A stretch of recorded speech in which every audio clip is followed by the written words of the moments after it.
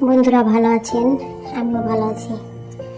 আজ দেখতে পাচ্ছেন এখানে চিকেন পিস করে রেখেছি, লবণ হলুদ দিয়ে মেখে নিয়েছি। তারপরে একটু ময়দার গুঁড়া ছিটিয়ে দিচ্ছি। আজকে চিকেন দিয়ে ঝাল রোস্ট হবে। ঝাল রোস্ট করব। বাড়িতে কুটুম এসেছে, কি যে করি ভেবে পাই না। তাড়াহুড়ো করে মাথায় এলো ঝাল রোস্ট রান্না করে দেই।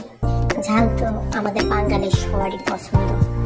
রোস্ট তো সবসময় মিষ্টি মিষ্টি খেয়েই থাকে বিয়ে বাড়ি অনুষ্ঠানে। আমি আজ কুটুমের জন্য ঝাল রোস্ট করেছি। খেয়ে সে খুব ভালোই বলল, অতিথি বলল খুব সুস্বাদু। আপনারাও কিন্তু একবার হলেও তৈরি করে খাবেন এবং দেখে বুঝতে পারছেন কেমন সুস্বাদু হয়েছে বা হবে।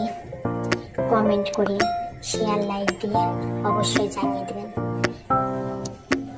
সুন্দর করে রোস্ট টুকরোকে ভেজে নিয়েছি।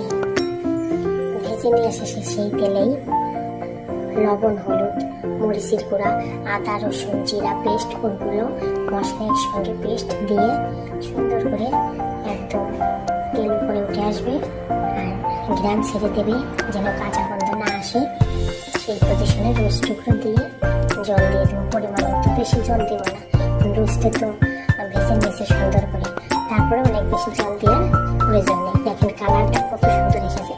ঝাল রোস্ট আসলে খেতেও সুন্দর লাগে, দেখতেও ভালো লাগে।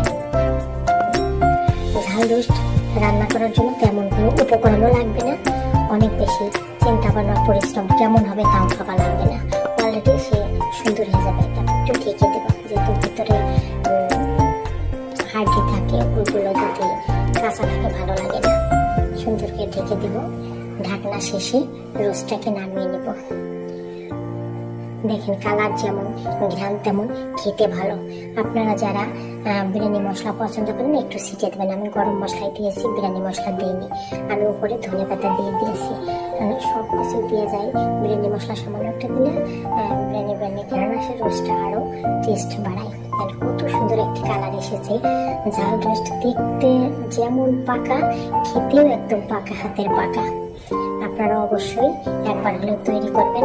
সবসময় তো রোস্ট খেয়ে থাকেন, কিন্তু ঝাল রোস্ট কি কি খেয়েছেন বা কখন খাবেন সবসময় খাওয়া যাবে এটা নিয়ে চিন্তা